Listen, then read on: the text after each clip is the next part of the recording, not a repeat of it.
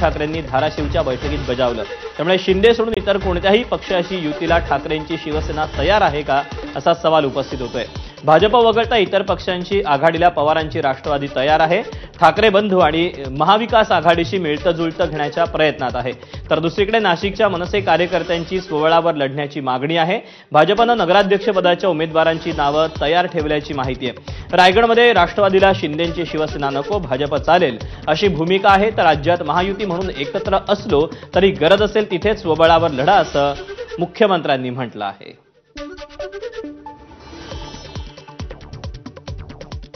हा पक्ष म्हणजे दुसऱ्या पक्षाला गिळणारा राक्षस आहे। ते चेतकीन म्हणतात, पण मी राक्षस म्हणतो। दुसऱ्या पक्षाला सोबत घेऊन संपवणारा पक्ष। सर्व पक्षांशी अलायन्स करायची नाही, युती करायची नाही। आणि विरोधकांची मतं जरा उदाहरणार्थ झाली, अजित पवारांची मतं, पक्षांची मतं, अजित पवार यांचं जे काही पक्ष आहे ती सेक्युलर म्हणून मिळवतात आणि सेक्युलर पक्षाला छेद देऊन काँग्रेसचं नुकसान करायचं। शिंदेंच्या बरोबर युती करायची नाही, कारण त्यांच्याबरोबर युती केल्यास यांचं नुकसान होईल। सगळ्यांना आपसात लढवून स्वतःची पोळी आणि सत्ता मिळवण्यासाठी हा भारतीय जनता पक्षाचा प्रयत्न आहे।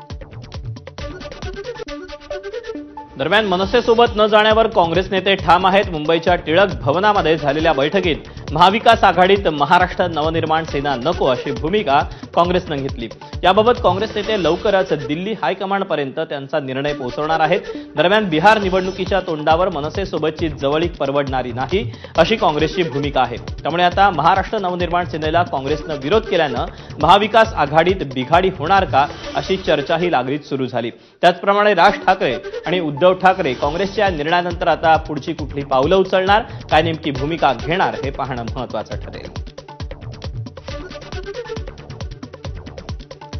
निवडणूक आयोगाविरोधात काढलेल्या मोर्चात सर्वच पक्षाचे नेते उपस्थित होते। याचा अर्थ काँग्रेस आणि महाराष्ट्र नवनिर्माण सेना निवडणुकीसाठी एकत्र आले असा होत नाही अशी प्रतिक्रिया मनसेचे प्रवक्ते गजानन काळे यांनी दिली। तसंच मनसेला बरोबर घ्यायचं की नाही याचा अधिकार काँग्रेसचे भाई जगताप आणि महाराष्ट्र प्रदेशाध्यक्षांना कुणी दिला असा सवालही काळेंनी केला। दरम्यान महाविकास आघाडीत जायचं की नाही हे सर्वस्वी राज ठाकरे ठरवतील हे सांगायलाही गजानन काळे विसरले नाही। त्यामुळे आम्ही मोर्चासाठी एकत्र आलो किंवा आम्ही मतदार यादीतले दोष दूर करा म्हणून एकत्र आलो, याचा अर्थ आम्ही काँग्रेस सोबत गेलोय किंवा काँग्रेस सोबत जाणार आहोत किंवा काँग्रेसने आम्हाला आमंत्रण दिलंय किंवा आम्ही काँग्रेसला आमंत्रण दिलं असं होतच नाहीये। पण मला वाटतं हा प्रश्नच नाहीये की आम्ही महाविकास आघाडीचा घटक आहोत की नाही आहोत। कुणाबरोबर युती करावी, कुणाबरोबर युतीबरोबर जावं हा निर्णय सर्वस्वी सन्माननीय राजसाहेब ठाकरे यांचा आहे। हे सगळे निर्णय दिल्लीवरून होत असतात। तर मला वाटतं ही सुद्धा बडबड आता काँग्रेसच्या नेत्यांनी थांबवली पाहिजे की आम्ही मनसेसोबत जाणार आहोत की नाही जाणार आहोत, मनसे आमच्याबरोबर येणार आहेत की नाही, हा निर्णय घेण्याचा कुठलाही अधिकार भाई जगताप आणि हर्षवर्धन सकपाळांना नाही। मवि आणि मनसेच्या निवडणूक आयोगाच्या मोर्चात काँग्रेसनं नावापुरता सहभाग नोंदवला। मात्र मनसे नेत्यांनी युतीबाबतच्या प्रश्नावर सावध प्रतिक्रिया दिली। युतीबाबत कुठलाही प्रस्ताव आम्ही दिलेला नाही, त्यामुळे युती करण्यास नकार देण्याचा प्रश्नच उद्भवत नाही असं मनसे नेत्यांनी म्हटलं। यावर काँग्रेसचे प्रवक्ते सचिन सावंत यांनी प्रतिक्रिया दिली। युती कोणासोबत आणि कधी करायची याचा निर्णय मनसे प्रमुख राज ठाकरे घेतील असं सावंतांनी म्हटलं। आता महाराष्ट्र नवनिर्माण सेनेच्या संदर्भात आमच्याकडे त्यांचा काही कधी अशा तऱ्हेची चर्चा देखील झालेली नाही। त्यांच्या नावाच्या वरती किंवा कुठल्या गठबंधन आघाडीच्या संदर्भात चर्चाच झालेली नाही, त्यामुळे तो मुद्दाच येत नाही। आणि महाराष्ट्र नवनिर्माण सेनेबरोबर आमचे जे काही मतभेद आहेत ते त्यांच्या स्थापनेपासून आहेत, त्यामुळे ते काही नवीन नाही आहे, ते लोकांच्या समोर आहेत। निवडणूक कोणासोबत आघाडी करायची याचा अधिकार हर्षवर्धन सकपाळ यांनाही नाही आणि आम्हालाही नाही। आघाडी संदर्भातला निर्णय वरिष्ठ पातळीवर होईल अशी प्रतिक्रिया ठाकरेंच्या शिवसेनेचे नेते अनिल देसाई यांनी दिली आहे।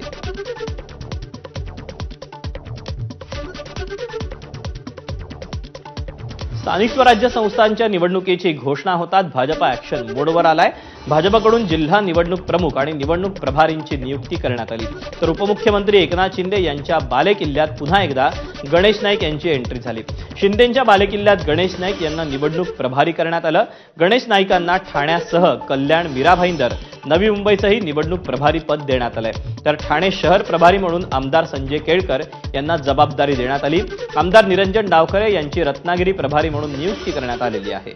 दरम्यान सिंधुदुर्गात नितेश राणेंवर प्रभारी पदाची जबाबदारी देण्यात आली, तर बीडमध्ये सुरेश धस यांच्यावर निवडणूक प्रमुख तर पंकजा मुंडेंवर निवडणूक प्रभारीची जबाबदारी सोपवण्यात आली आहे।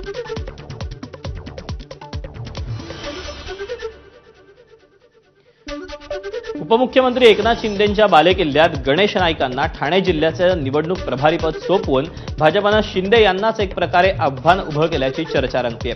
उपमुख्यमंत्री एकनाथ शिंदे आणि वनमंत्री गणेश नाईक यांच्यातला वाद हा सर्वश्रुत आहे।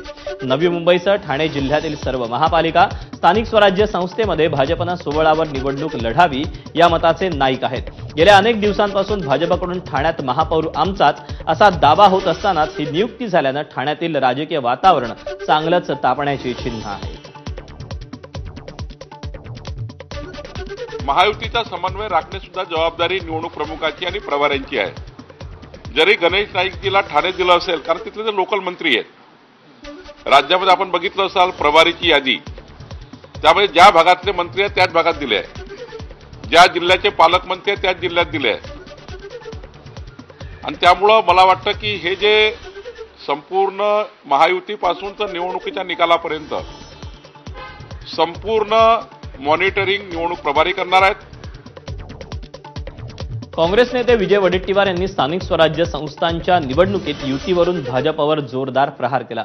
भाजप हा धूर्त आणि चालू लोकांचा पक्ष आहे, हा पक्ष दुसऱ्या पक्षांना गिळणारा राक्षस असल्याची टीका वडेट्टीवारांनी केली आणि बिहारमध्येही तसंच घडत असल्याचा टोलाही त्यांनी लगावला। महायुतीचे तिन्ही पक्ष वेगवेगळे लढतायत, ही भाजपचीच रणनीती असल्याचं वडेट्टीवार म्हणाले। हा पक्ष म्हणजे दुसऱ्या पक्षाला गिळणारा राक्षस आहे, ते चेटकीन म्हणतात, पण मी राक्षस म्हणतो। दुसऱ्या पक्षाला सोबत घेऊन संपवणारा पक्ष आहे। सर्व पक्षांशी अलायन्स करायची नाही, युती करायची नाही। आणि विरोधकांची मतं जरा उदाहरणार्थ झाली, अजित पवारांची मतं, पक्षांची मतं, अजित पवार यांचं जे काही पक्ष आहे ती सेक्युलर म्हणून मिळवतात आणि सेक्युलर पक्षाला छेद देऊन काँग्रेसचं नुकसान करायचं। शिंदेंच्या बरोबर युती करायची नाही, कारण त्यांच्याबरोबर युती केल्यास यांचं नुकसान होईल। सगळ्यांना आपसात लढवून स्वतःची पोळी आणि सत्ता मिळवण्यासाठी हा भारतीय जनता पक्षाचा प्रयत्न आहे। मनसे अध्यक्ष राज ठाकरेंच्या उपस्थितीमध्ये पुण्यातील मनसे शाखाध्यक्षांची बैठक पार पडली। राज ठाकरेंनी शाखाध्यक्ष आणि पदाधिकाऱ्यांची कानउघाडणी केली। कामं करायची इच्छा नसतील तर पदं सोडावीत असं म्हणत राज ठाकरेंनी शाखाध्यक्षांना फटकारलं। तसंच इतके दिवस काय काम केलं हे दाखवा, मतदार याद्या पूर्ण का केल्या नाहीत असा परखड सवालही राज ठाकरेंनी पदाधिकाऱ्यांना विचारला। दरम्यान ज्यांनी कामं केली नाहीत त्यांना काढून टाकण्याचे आदेशही राज ठाकरेंनी दिले आहेत।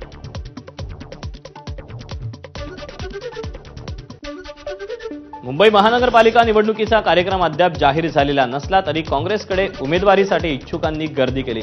इच्छुक उमेदवारांकडून काँग्रेसनं अर्ज मागवलेले असून आतापर्यंत 1150हून अधिक अर्ज हे गेले आहेत। महानगरपालिका निवडणुकीच्या पार्श्वभूमीवर मुंबई काँग्रेसच्या अध्यक्षा खासदार वर्षा गायकवाड यांच्या अध्यक्षतेखाली तयारी सुरू आहे। 227 वॉर्डसाठी इन्चार्ज नियुक्त केले असून त्यांच्या माध्यमातून सर्व वॉर्डात बैठकांचं सत्र सुरू आहे। ही निवडणूक स्वबळावर लढवावी अशी बहुसंख्य काँग्रेस कार्यकर्त्यांची मागणी आहे। मात्र एकत्र लढायचं की आघाडी करायची या संदर्भात अजून निर्णय झालेला नाही। या संदर्भात दिल्लीतील पक्षश्रेष्ठी निर्णय घेतील अशी माहिती मुंबई काँग्रेसचे प्रवक्ते आणि माध्यम समन्वयक सुरेशचंद्र राजहंस यांनी दिली आहे। विरोधकांनंतर आता सत्ताधाऱ्यांकडून देखील मतदार यादी संदर्भात आरोप होऊ लागलेत। पालघर नगर परिषद हद्दीत नगर विकास विभाग दबाव टाकून मतदार यादी तयार करत असल्याचा आरोप भाजपनं पत्रकार परिषद घेऊन केला। भाजपचे पालघरचे पदाधिकारी अशोक अंभुरे यांनी पत्रकार परिषदेत शिंदेंच्या शिवसेनेचं नगर विकास विभागावर गंभीर आरोप केले आहेत। दरम्यान भाजपच्या आरोपांनंतर आता पालघरमध्ये शिवसेना आणि भाजपमधला वाद आणखी चिघळण्याची शक्यता आहे। बेकायदेशीररित्या ज्यांचे पुरावे नसताना बदल करून जी सप्लिमेंटरी यादी वरिष्ठ अधिकाऱ्यांना प्रेशर करून जे करण्याचा घाट घातलेला आहे शिवसेना शिंदे गटाच्या लोकांनी, त्याला आमचा आक्षेप असून आम्ही त्याबाबत संदर्भात तसं सन्माननीय कलेक्टर मॅडम यांच्याकडे आम्ही तसं आक्षेपपत्र दिलेलं आहे. माजी सनदी अधिकारी प्रभाकर देशमुख अजित पवारांच्या राष्ट्रवादीच्या वाटेवर असल्याच्या चर्चा सुरू झाल्यात. प्रभाकर देशमुख मुंबईत वरळी डोममध्ये सुरू असलेल्या बैठकीसाठी पोहोचले. त्यामुळे प्रभाकर देशमुख अजित पवारांच्या राष्ट्रवादीत जाणार का याची चर्चा सुरू झाली. प्रभाकर देशमुख सध्या शरद पवारांच्या पक्षाचे सातारा जिल्ह्यातील प्रमुख नेतृत्व मानलं जातं.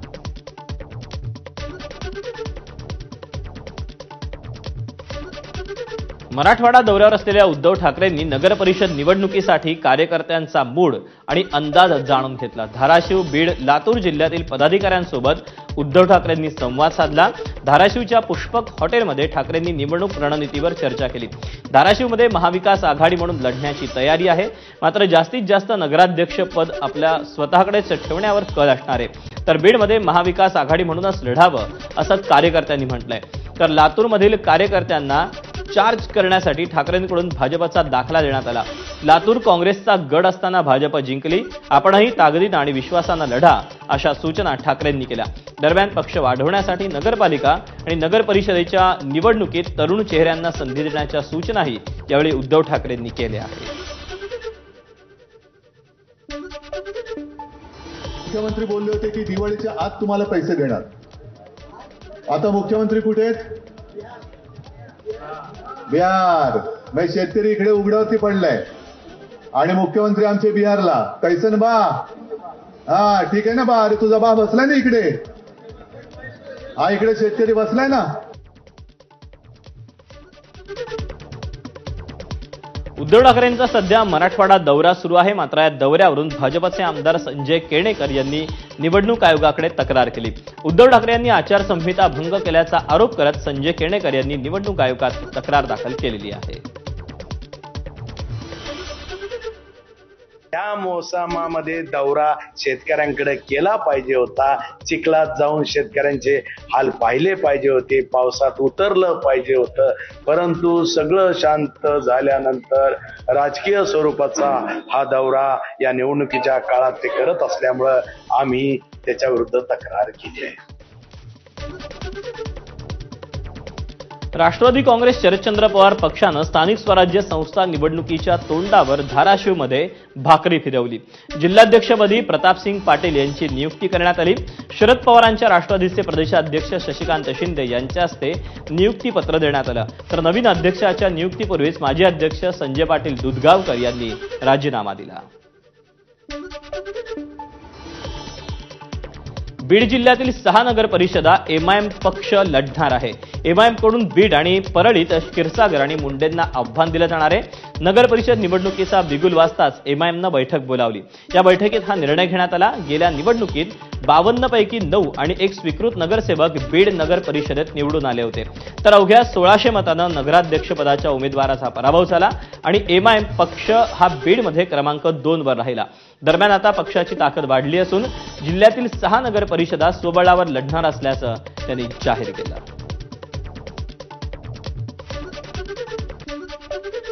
धाराशिवमध्ये नगर परिषद निवडणुकीच्या पार्श्वभूमीवर भाजपचा जुन्या आणि नव्या पदाधिकाऱ्यांचा मेळावा नुकताच पार पडला. या मेळाव्यात माजी आमदार सुजित सिंग ठाकूर यांच्यावर निवडणूक प्रमुख म्हणून जबाबदारी सोपवण्यात आली. तर तुळजापूरचे आमदार राणा जगजितसिंग पाटील यांच्यावर निवडणूक प्रभारी म्हणून जबाबदारी देण्यात आली. स्थानिक स्वराज्य संस्थांच्या निवडणुका जाहीर झाल्यानंतर धाराशिव भाजपनं मोर्चे बांधणीला सुरुवात केली आहे. स्थानिक स्वराज्य संस्थांच्या निवडणुकांच्या पार्श्वभूमीवर हिंगोली वसमतमध्ये अजित पवारांच्या राष्ट्रवादीची आढावा बैठक आयोजित करण्यात आली होती. जिल्ह्याचे पालकमंत्री नरहरी झिरवाळ यांच्या उपस्थितीमध्ये या बैठकीचं आयोजन करण्यात आलं होतं. या बैठकीला वसमत तालुक्यातील राष्ट्रवादीचे कार्यकर्ते मोठ्या संख्येनं उपस्थित होते. आता नगर परिषद नगरपंचायतींच्या निवडणुका जाहीर झालेल्या आहेत. या निवडणुका मोठ्या ताकदीनं लढायच्या असून राज्यात काही ठिकाणी मैत्रीपूर्ण तर काही ठिकाणी युती सुद्धा होऊ शकते. परंतु हिंगोली जिल्ह्यात स्थानिक स्वराज्य संस्थांच्या निवडणुका मोठ्या ताकदीनं लढायच्या आहेत असा कानमंत्र नरहरी झिरवाळ यांनी राष्ट्रवादीच्या कार्यकर्त्यांना दिला. कामठी विधानसभेचे काँग्रेस उमेदवार सुरेश भोयर यांचं दुबार मतदार यादीत नाव असल्याचं समोर आलं. उमेदवाराचंच नाव दुबार यादीत आल्यानं चर्चांना उधाण आलं. सुरेश भोयर विधानसभेवेळी चंद्रशेखर बावनकुळे यांचे प्रतिस्पर्धी उमेदवार होते. काल राहुलजींनी जे प्रेझेंटेशन दिलं त्यामुळं तो बामच होता. बेईमानी करून निवडणुका तुम्ही जिंकल्यात हे आता सिद्ध झालं आहे ना. सुरेश भोयरचं नाव डबल असेल, सुरेश भोयर दुसरा असू शकतो. एक सुरेश भोयर काही एकटाच नावाचा माणूस नसतो. तुम्ही तिकडे ब्राझीलचे मॉडेल आणून तिचं नाव फोटो शिपवता आणि तिच्या नावाने दुसऱ्यांकडून मतदान करून घेता 10-10 बुथावर. त्यावेळेस तुम्हाला लाज वाटत नाही. राहुल गांधींनी सगळं उघडं केलेलं आहे. हे सरकारच असंविधानिकपणे आलेलं आहे, मताची चोरी करून आलेलं आहे. हे आता लपून राहिलं नाही. लहानशा पोराला सुद्धा आता हे कळून चुकलं आहे. तर राहुल गांधीची वेडेपणा आहे. त्यांनी तपास करायला पाहिजे की महाराष्ट्राच्या मतदारांवर बोलताना काय बोललं पाहिजे. नुसतं झोपेचं सोंग स्वीकारलं असेल तर मला माहिती नाही. कामठीमध्ये 65 बूथ असे आहेत ज्या ठिकाणी मला 3 मतं 4 मतं.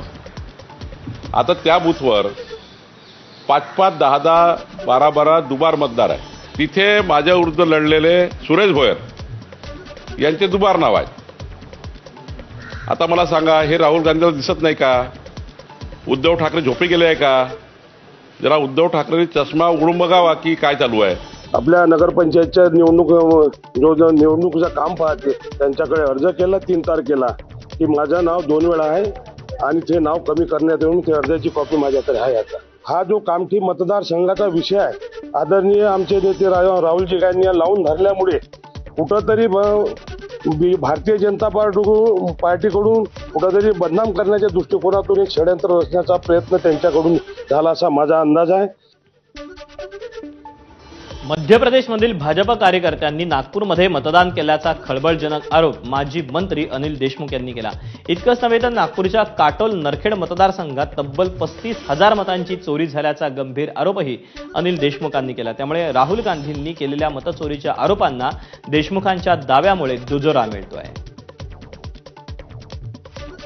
35,535 मताची मतचोरी काटोल मतदारसंघामध्ये विधानसभेच्या निवडणूक झाली. लांगागाव मध्य प्रदेशमध्ये भारतीय जनता पार्टीचे उपसरपंच आहेत. यांनी आपल्या महाराष्ट्रामध्ये येऊन यांनी आपल्याकडे येऊन व्होटर कार्ड तयार केलं आणि आपल्याकडे मतदान केलं. मध्य प्रदेशमध्ये सुद्धा त्यांचं नाव आहे आणि महाराष्ट्राच्या यादीत सुद्धा नाव आहे त्यांचं. स्थानिक स्वराज्य संस्थांच्या निवडणुकीच्या पार्श्वभूमीवर काँग्रेस नेते सुनील केदार आक्रमक झाले. भाजपनं महाराष्ट्राची सत्ता चोरीनं हस्तगत केली, तसंच लोकसभेच्या वेळी जेलमध्ये टाकून मला निरस्त करण्याचा प्रयत्न केला असा घणाघात केदार यांनी केला. मी कुणाच्या बापाला आजपर्यंत घाबरलो नाही, आताही घाबरत नाही आणि पुढेही घाबरणार नाही असं सुनील केदार यांनी म्हटलं. कळमेश्वरमधील एका कार्यक्रमात सुनील केदार यांनी हे वक्तव्य केलं. 2022 पासून हे भारतीय जनता पार्टी सरकार चोरीनं ह्या महाराष्ट्राची सत्ता स्थगित केलेली आहे. मी कोणाच्या बापाला आजपर्यंत घाबरलो नाही आणि आताही घाबरत नाही आणि पुढे घाबरणार नाही. खासदारकीच्या निवडणुकीच्या बद्दल मला जेलमध्ये टाकलं, माझा त्या ठिकाणी मला निरस्त करण्याचा प्रयत्न केला तरी त्यांच्या छातीवर बसून खासदार निवडणार नव्हता. त्याच पद्धतीनं या जिल्ह्यामध्ये मी यावेळेस जिल्हा परिषद पंचायत सगळ्या स्थानिक स्वराज्याच्या निवडणुका जिंकणार आहे आणि असं आलं मुभा करीन की याच्यानंतर जनतेच्या वाटी जाल तर तुम्हाला घरी जावं लागल.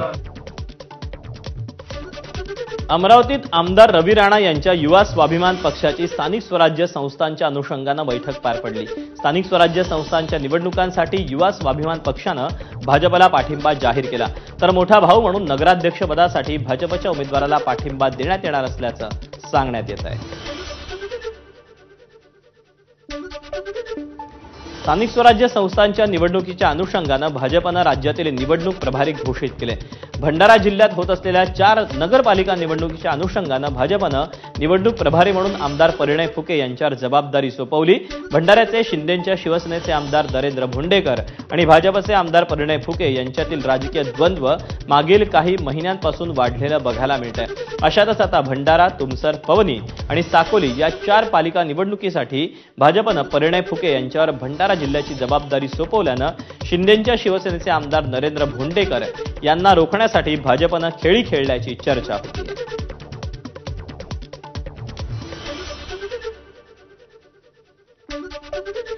नगर परिषद निवडणूक जाहीर होताच मोहोळमध्ये शरद पवार गटातली धुसफूस चव्हाट्यावर आली। माजी आमदार रमेश कदम यांनी राष्ट्रवादी मोहोळचे विद्यमान आमदार राजू खरे यांच्यावर जोरदार टीका केली। विधानसभा निवडणुकीत माझ्या मुलीला उमेदवारी दिली होती, परंतु ऐनवेळी ती उमेदवारी बदलली असं कदम यांनी म्हटलं। शरद पवार यांच्या नावावर कुठल्याही पद्धतीचं अस्तित्व, लायकी नसलेला माणूस आमदार म्हणून निवडून आला अशी टीका त्यांनी केली। दरम्यान मोहोळ नगर परिषदेचे नगराध्यक्षपदाची जागा अनुसूचित जमातीच्या महिलांसाठी राखीव झाली आहे। पक्षानं खऱ्या अनुसूचित जातीच्या व्यक्तीला तिकीट द्यावं, खोट्या आणि बोगस जातीच्या दाखल्यावर पक्षानं उमेदवारी दिली तर आम्ही त्याला विरोध करू असा इशारा कदम यांनी दिला। आणि दरवेळेला याचं विधानसभेला आम्हाला उमेदवारी मागायची, या विधानसभेला माझ्या मुलीला तिकीट देण्यात आलं। ती माझी मुलगी संबंध महाराष्ट्रामध्ये एक यंगेस्ट एमएलए म्हणून निवडून आली असती आणि फक्त पवार साहेबांच्या नावावर आपल्या सर्वांच्या साथीने आम्ही 50,000पेक्षा अधिक लीड तिला निवडून आणली असती। परंतु दुर्दैवाने थोडासा त्याच्यामध्ये बदल झाला। नेतृत्वाने ठरवलं की नवीन माणसाला संधी देऊया, त्या माणसाला संधी दिली आणि फक्त पवार साहेबांच्या नावावर त्या ठिकाणी एक नौका माणूस, कुठल्याही पद्धतीची अस्तित्व लायकी नसलेला माणूस आज आपण आमदार म्हणून निवडून दिला। स्थानिक स्वराज्य संस्थांच्या निवडणुकीपूर्वी शरद पवारांच्या राष्ट्रवादीचे खासदार धैर्यशील मोहिते पाटलांनी राष्ट्रवादीच्या कार्यकर्त्यांचे कान टोचले। आपली भांडणं बंद खोलीत करा, तिथे एकमेकांची कॉलर पकडा, मात्र बाहेर येताना एक होऊनच या असा सल्ला धैर्यशील मोहिते पाटलांनी कार्यकर्त्यांना दिला। माजी आमदार रमेश कदम यांनी आमदार राजू खरे यांच्यावर जाहीर भाषणातून टीका केली। या टीकेनंतर धैर्यशील मोहिते पाटलांनी हा सल्ला दिला।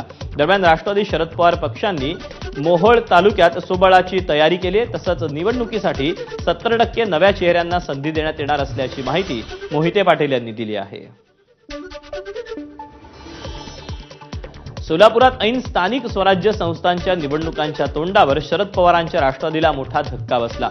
शरद पवारांच्या राष्ट्रवादीचे शहराध्यक्ष सुधीर खरटमल यांनी पक्षाला सोडचिठ्ठी दिली आणि अजित पवारांच्या राष्ट्रवादीत प्रवेश करण्याचा निर्णय घेतला। खटमल यांनी राजीनामा देत अजित पवार आणि सुनील तटकरेंच्या उपस्थितीत राष्ट्रवादीत प्रवेशही केला।